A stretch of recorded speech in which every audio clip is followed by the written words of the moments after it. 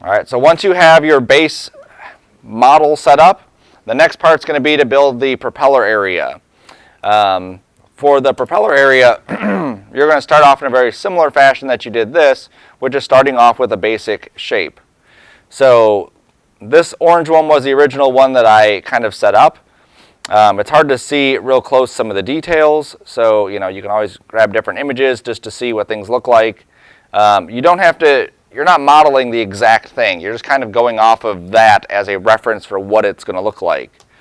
So you can really use several images and combine them together. If you like the lights in this one and the vents in this one, you can add those to yours. You're not stuck with what your original one was, okay? So the first thing I'm going to do is find an image of good propellers that I like. These ones are kind of like, I don't really like those. Those are pretty good. I like these a little bit more. They're a little bit more rounded. And again, you can customize it or whatever, all right? So the idea with this is that the propellers have this housing area that's a motor. Inside the motor are these coils that go around, and then there's also like a spinning mechanism inside it that would come out and it would spin around. Okay, so that's all that I have to build for this little chunky thing. So I'm going to start off with a cylinder, and as always, I'm going to lower my divisions on this to something manageable. Something like 12 is good because I know that eventually I'm going to smooth stuff out. I'm going to subdivide it. So I want to start off right away doing that. I'm also going to set my height to a good height. As far as how radius-wise, how big this is, I need to go into the top view and move this to one of my corners. And my snap is still on, so I'll turn that off. Okay, because this is where it's going to sit. Right here in the center of this is where that main portion is going to sit. So if I move it down, change my radius until this fits snugly inside that area.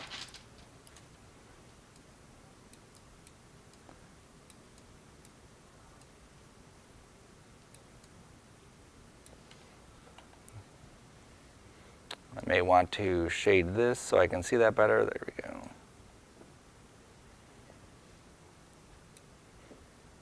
All right, so that looks pretty good as far as where that's at.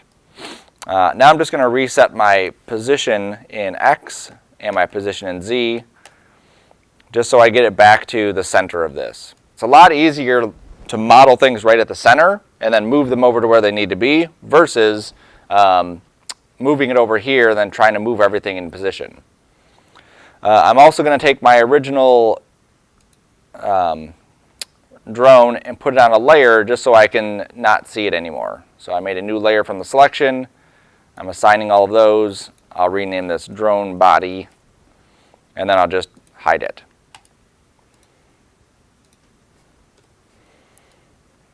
All right, so I'm at a good enough point to kind of start modeling this. I'm going to take the caps off. Like I've shown before that, if you don't need something, there's no point in having it there. So something like this bottom cap, I'm never going to see it, so I can just delete those points. The top cap, if you remember too, is not actually attached when you first model something. So I need to grab the points for it. I need to right click and I need to optimize. And then optimize will actually take those points and weld them together. And now I can start the actual, what does this going to look like? So maybe I take this and I add a little bevel to it just to give it some rounding here so it doesn't look like blocky. I can probably add maybe another subdivision to keep that nice and smooth. Let's see, what else? This one here has, if you look, it has some openings of where these coils are at. Okay, this is the part we're building, is just this little inner part. So where those coils are at, where they're sitting, I want to put something inside there.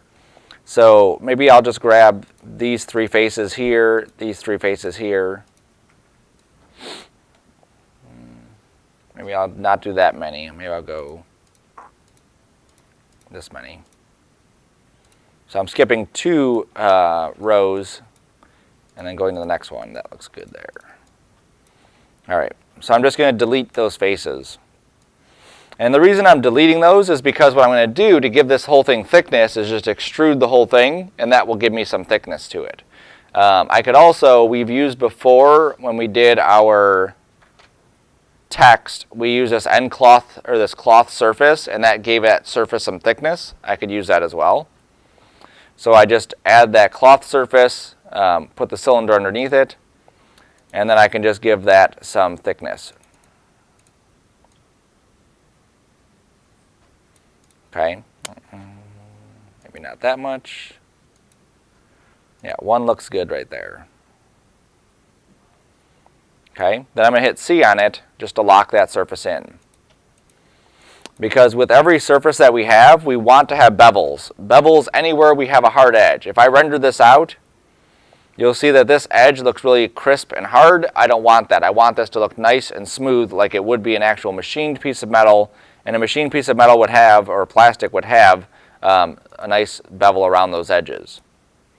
So I can grab all these edges here. Right, there's the slow way to do this. If you remember from our first assignment when we did the room, that there's a quicker way to do this kind of stuff. If I go to my select Phong break selection, and I say select all, it should select everything that is a hardened edge, an area typically where you would want to have a bevel. So exactly where I wanted to select, right around here and there, it's selected. It also selected the bottom, which is where I'd want another bevel. And now I can add a bevel to this. So I just hit MS again. I add a slight bevel.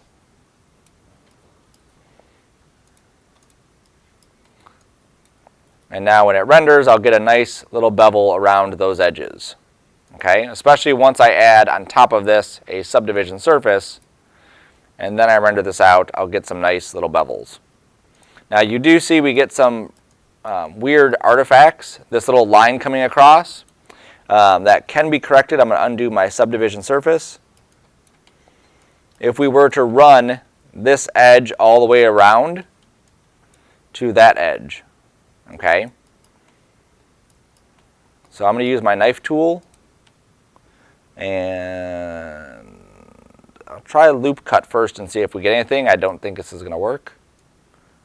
Nope, it doesn't like loop. Oops, so I'm not on edge. There we go.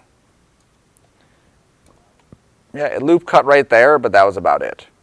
Okay, I'm just going to use my regular knife K tool, and I'm going to cut right here. I'm going to go to about there. I'm going to go to about there. There. And there.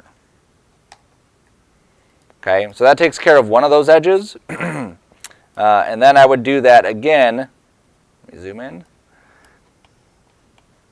To this other edge. And I could either go across or I could go down.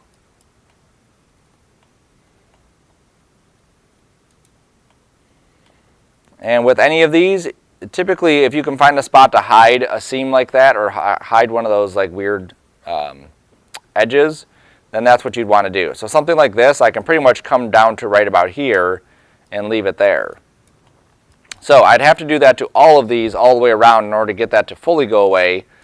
If I now look at this with the subdivision, you'll see that I don't have this angled line anymore. I do have a line going straight down there, which again I could probably adjust if I tweak some of those points. Maybe not have it go right to that edge. Let me undo that knife tool. There we go.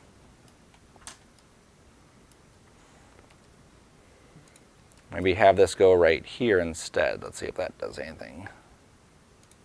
And sometimes as you're modeling, it is just kind of like playing around and seeing where you can hide these kinds of things. Nope, I don't like that. I may just want to even just move this up. That might do it.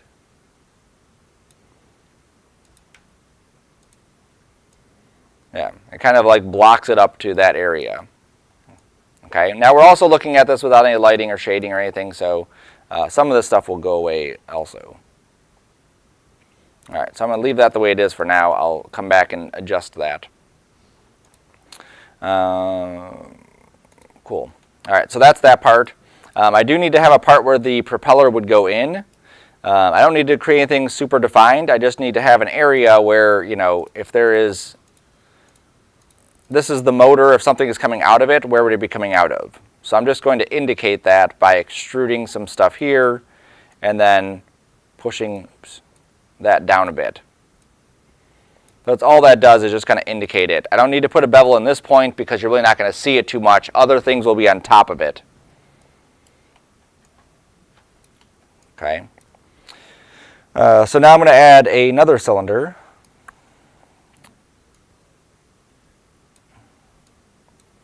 And this one is going to be the actual part that is going to hold the propellers. So it's going to look something like that and something like that. So that's this part here, this little cap part.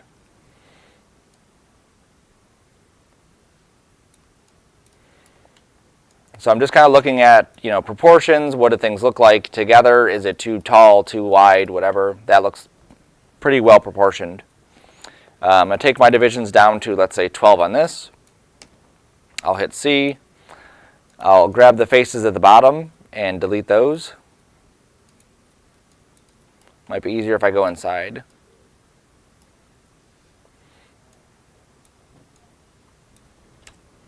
And then delete that. And then I'm going to grab all the points and do that optimize.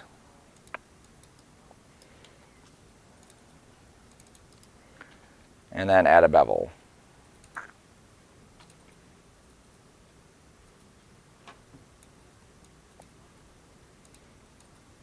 All right, so that's pretty good. I don't need to put a subdivision on, or a bevel on this. I will subdivide it, so that's nice and smooth, but I'm not going to do that yet. I kind of do all my subdivisions like right at the end all together. All right, so that's cool like that. I'm going to give it a little bit of space off the bottom so that there is a gap. And then I'll build my blades. Now I build my blades off of cubes. Again, you can experiment. Just because I'm doing it with cubes doesn't mean you can't do it with a cylinder or with something else. The idea with everything is just keeping it as simple as possible.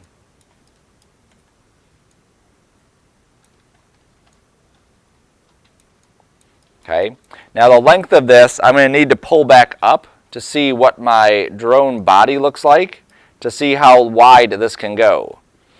If this is all the way in this corner and I have a blade sticking out, I have to make sure that it doesn't interfere with this blade, because that would be a bad thing. They would crash. So I'm going to shrink this blade a bit and then tuck it in. I think that should be sufficient.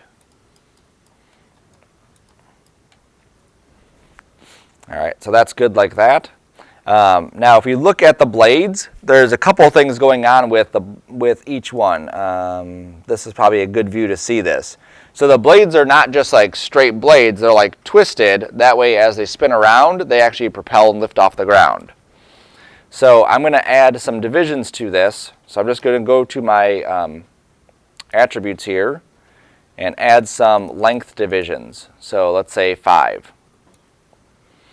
So I could hit C in this case, grab the edges,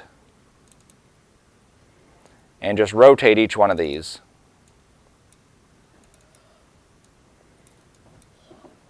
And even in this area here, grab all of these and rotate that. Okay, so I could definitely just do that. That works.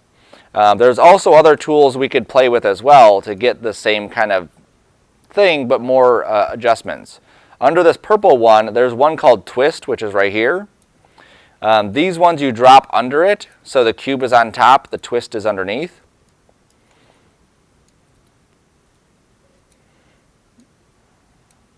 And if we go to, I need to rotate it, but just so you can see, if I go to this angle here, you'll see how it's twisting the shape of that. So what I need to do is have it fit to the other direction. So I'm going to rotate it like that, and then I'll hit Fit to Parent, and then it fits it to that parent's shape. And then I can do the angle, and you'll see how it rotates that blade. So this is a lot easier to do than trying to rotate each one of those things manually. Again, you can do it either way, you'll get the same results. It's just a matter of here, I have the flexibility of really tweaking that as I'm going. Okay? So maybe something like that is sufficient. Right? Now there's also other ones that are inside here too. One of these is bulge. So if you look at some of these blades, like this one here, there's actually like the blades are actually like bulged out or rounded out. So I could also add a bulge to this as well.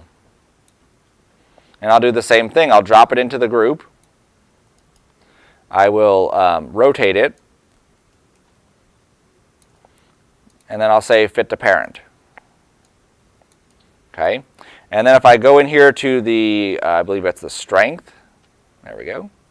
You'll see how it then bulges out that shape of that. And again, it's not something I couldn't have done just scaling out edges or anything, but it just makes the process a bit simpler.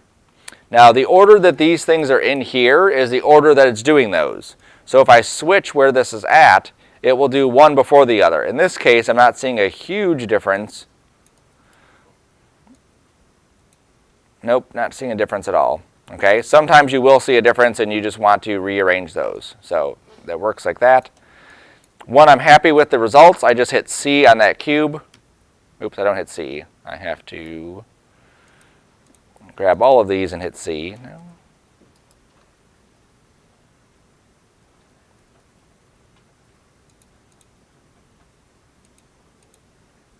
How did I lock that in before? Current state to object. There we go. All right, so you grab it and you go current state to object, which is not make editable. And then we can edit the shape. All right, so then at this point, maybe I do want to taper these. Again, something I could have done using those deformers as well, just kind of tapering that.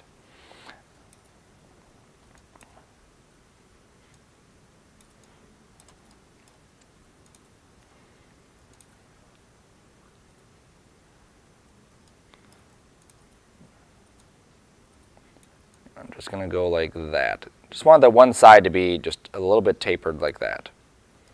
And then I'm going to add some bevels to this, the same way I did before. Fong break, select all. Yes, that's good. And bevels.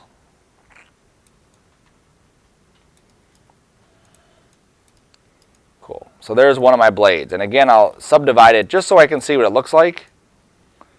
That's good. And then I will undo my subdivide. I may want to add a knife loop right down the center here and maybe just pull out these. Oopsie. Come on. There we go. And that'll make it a little bit rounded, more rounded. All right, so there's one blade.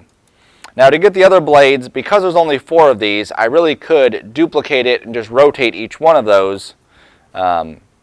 And I'll show you both ways. So if I just take this blade, I hit L to move my pivot, make sure my snap is on, and I snap it right to the center of where they're spinning from. I hit L again, I duplicate, and then I rotate this, 90 degrees, and then I do that again.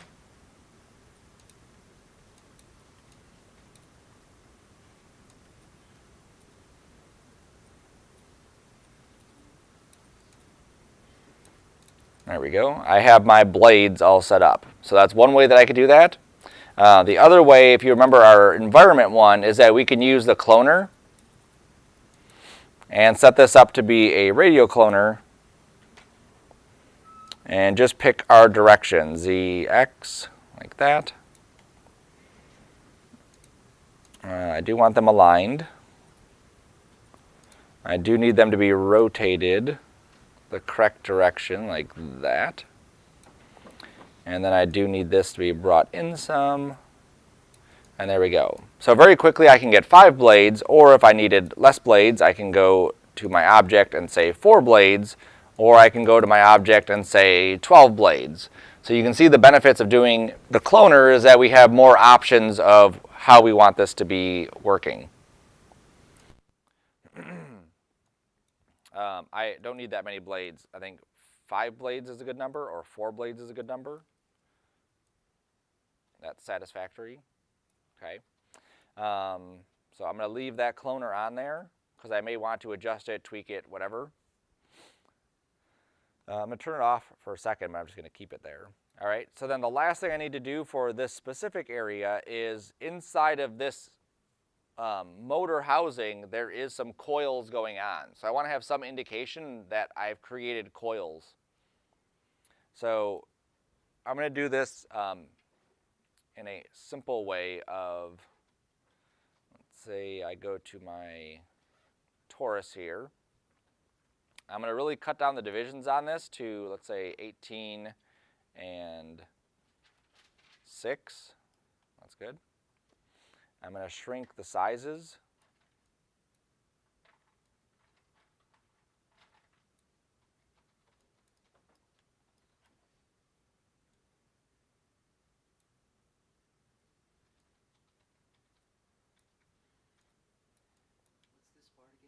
This is inside here. I have to have something inside there, right? Because otherwise it looks odd not having that.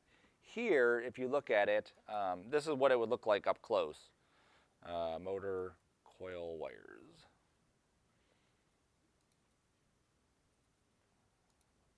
It would kind of look like this, like a bunch of basically like copper wires or something kind of wrapped around. We're going to make a stylized version of this, something that would look like this, like just kind of coils wrapped around this area in a circular fashion. Okay, because you're not going to see it that close, so nobody's going to be concerned about it. So I'm going to put this at 90 degrees. I'm going to get it kind of sized up for, you know, how big I want it to look like it's in there. That looks pretty good like that. I'm going to delete the parts that I don't need on this. If I go to the torus and I go to slice, I could actually just slice this to get exactly what I need. So just like that, that's pretty much all I need. You won't see the other side of it. I'm going to go to my torus again, go back to the object, lower my divisions even further. Yeah, that's good. And then I'm going to go to my cloner here, drop the torus inside the cloner, and where's my cloner at? There it is. I'm going to set this to radial. I'm going to set it to the XZ just like I did the propellers. And I'm going to need to move it up so I can actually see, there they are. Okay. I'm going to rotate these 90 degrees. Nope, not that way. Nope. Yep, so that's the way. Okay, so I'm going to rotate this 90 degrees here. I'm going to bring their scale in a bit. Kind of put it about in the housing part where it would be. And then I'm just going to kind of crank up the count. See, so now it looks like there's some sort of electrical wiring running through where the motor housing is. And that's all that that's used for, just to kind of give us some indication that something else is happening inside there besides, you know, besides just that opening. All right, maybe I'm going to add a bit more in here, maybe like 100. Yep, that should be good. Okay. I don't want to bunch it up too much. I think that's sufficient. I could also, if I really wanted to get into, if I got closer to this, I may want to add, let's say, a random effector on top of the cloner. Take off the position, and maybe just add some random rotations into this. Not that way. Yeah, maybe that way. Okay, so I'm not going to do this. I'm going to undo this part. But just so you can see, if I got closer to that, I may want to add this randomness just so it looks like there's a bit more going on.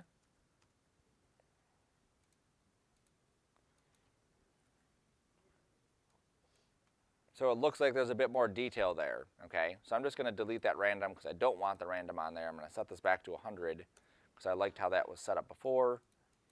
And that's good. Okay, so now I can put my cloner back on for this.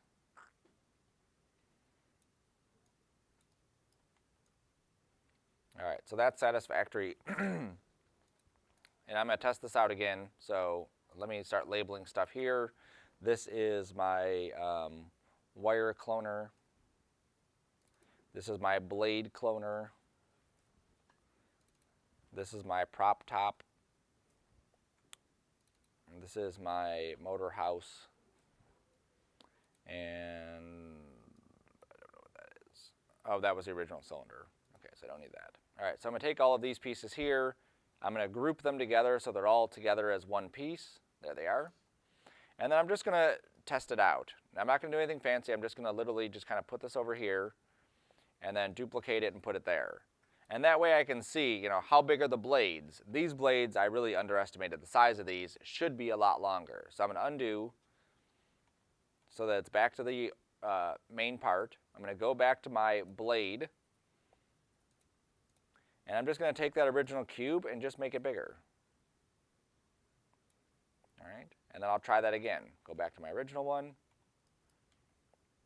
Position this where it needs to be.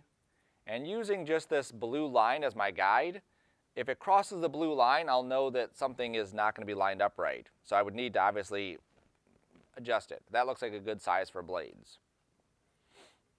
Cool. So now the next part of this that I'm going to do is, it's a time saver, really is what it is. I'm going to make sure this is labeled, yes, okay. So where this blade cloner is, here, I'm happy with the blade's position. I'm happy with the way the blades are looking. I'm going to hit C to lock it in. And you'll see that each one of these blades are now labeled 1, 2, 3, 4 or 0, 1, 2, 3. That's fine. I just want to make sure that they're still labeled blade cloner, okay? And then here's my wire cloner. I'm going to hit C on this and let that, you know, clone my wires inside there as well. All right.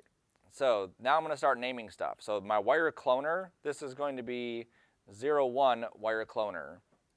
And this one will be 01 blade cloner. And this one will be 01 prop top. And this one will be 01 motor housing. And the reason for that is that eventually we will have 4 of these, on mine at least, 4 of these things. I want to make sure that each one is labeled so that when we do texture stuff, that it's all set up. And this will be 01 propeller. Okay. Now I should also group things based on how they're going to animate. Okay. So my wire cloner is not going to ever actually physically rotate around, right? That makes sense. The only thing that should be spinning is the prop top and the blade cloner. Those are the 2 things that will spin, so I will group those together. And I will call that 01 anim prop. That way I know that that is what is getting animated. And for organizational purposes, I will put it at the very top of my list. Okay. Now, when we do the texturing for this one, we are going to be taking this into a program called KeyShot. The way that KeyShot's going to work is it allows us to basically drag in pre-made materials onto things. So if we wanted a white plastic, we don't have to go through and tweak a bunch of settings. We drag white plastic on there and it already has white plastic look to it. But we have to have everything kind of already separated. So I'm just going to make some stand-in materials. So I'm just going to call this wires. And I'm going to give this, I'm going to turn the color off and the reflectance and just give this a really bright color. Okay, so that. And then I'm going to drop this onto my wire cloner. And you'll see how all the wires are now that color. And then I'm going to do the same thing for my blades. Blades. There we go. No color, no reflectance, bright luminance. And the color here that I pick does not do anything with any of the colors I choose later. This is basically just a way for the software to recognize the different surfaces. That's all it is. And then I'll also do this one. Now the reason I'm doing this now is that when I duplicate this, I don't want to have to then go around and reassign materials to all 4 of these. I want to just do it once and then duplicate it, and then I'll be happy. Motor, prop top. Give this a color, just a bright green-ish. There we go. Housing. The names really don't matter either because those names will kind of overwrite themselves once we get into the other software. All right, there we go. So that's super bright. That's perfect. That's exactly what I need. So now I can take my propeller and then duplicate it to the other spots. Now again, you have options. You can turn your snap off and just kind of move it into place, which is definitely an option. You see how very easily I'm able to get this in place. If I need to move it to the other one, I would just duplicate it and scoot it over here. And I could grab both of these, duplicate it, and scoot it over there. Okay, I'm going to take a little bit of time just to organize where that is. That's good enough. And I can just duplicate that right there.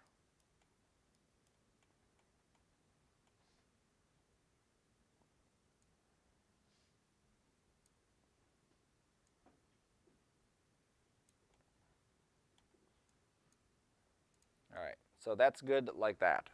Just have to be lowered down some.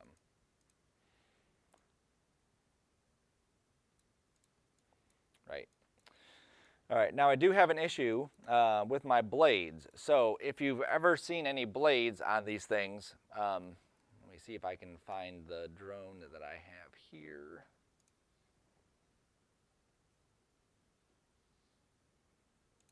Yeah, so you can kind of see it in this one. So if you'll notice on here, once the image loads, I'll just go back to that. There you go. So you can see the difference in these attachments here and these attachments there. So each one of these propellers is set up in a certain way to only attach to certain spots. Some of the blades tilt one way, some of the blades tilt the other way based on how they're all spinning. So I have to basically take the blades on one side and flip them so that they're going in opposite directions. So like this blade here and this blade here should be switched the other direction around. Okay, and what I mean by that is I'm going to go to my scale and I'm just going to, not like that, I'm just going to go to my coordinates, go to my scale X and put in -1. And what that does is it flips around the direction of those blades so that now this will spin that way going the correct direction. And I will do the same thing to number 1 over here. Take my X, make it -1, and there it is. Okay, now a detail you probably wouldn't notice otherwise, but still important to have inside there. All right, so that's the propeller area. I'm going to also put these in order, so that's 0, 1, 2, and 3. That's good. Okay. Oops. And then the last thing I'm going to do as far as modeling goes for this one is I'm just going to show you how I would create like this little landing gear stuff and the little battery pack. So the landing gear, this is how I create it. You can, again, figure out another way to create it if you'd like. I'm just going to go to a cube. I'm going to delete some of the faces on it, like that. So I just deleted 3 of the faces. And my drone is pretty symmetrical every single direction. So it doesn't matter which way I put this, it really could go in any direction. So I'm going to stick this like here.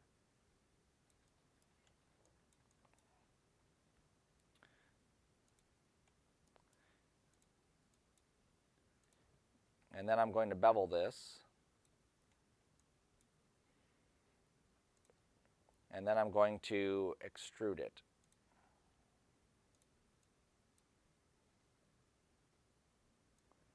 So I extrude, I make sure I create caps.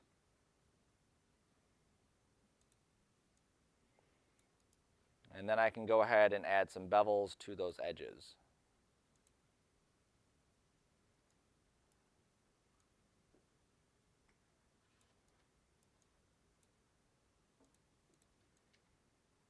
All right, so there's one piece of landing equipment, and then I would just duplicate it to the other side, and now I have two pieces of landing equipment. Okay, so that's like a pretty simple way to do that. Some people try to start off with a cube for some reason and extrude it and tweak it. If you start off with a cube and you just delete it to just planes, it's a lot easier to get it into the right shape and proportions. What else? Oh, we may have a battery pack on this thing as also. So let's say that I'm kind of committing myself now to which direction this thing would be going. A battery pack on this side would be kind of weird. I'd want it like, you know, here's the landing gear. I'd want it like back in this area.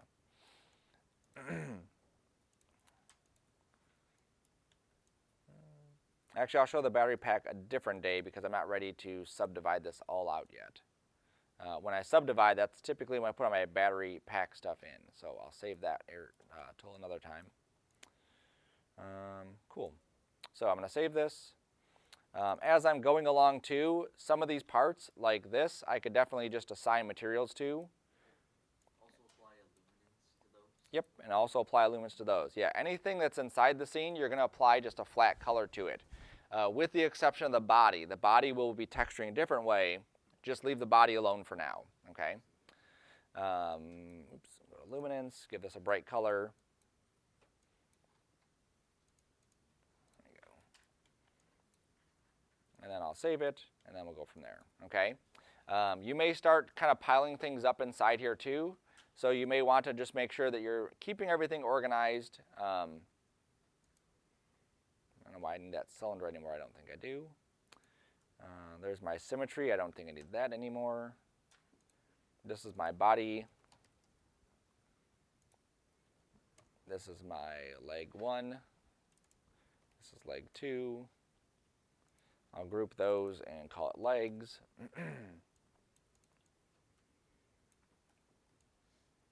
All right, that's good.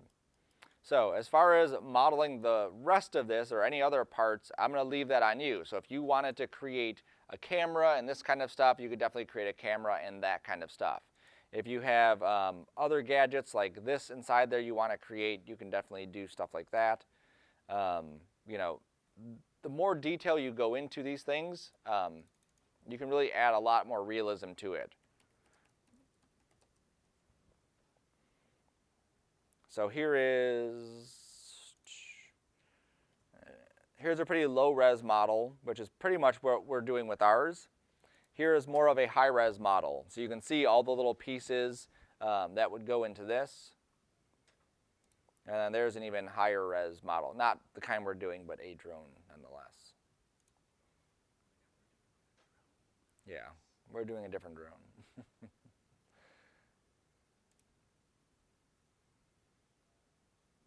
All right, little vents, that kind of thing. So I'll go over the vents in the battery pack next class so you can see that. Cool. So I'll save. I'll throw that up onto Canvas and YouTube. Any questions on that yet?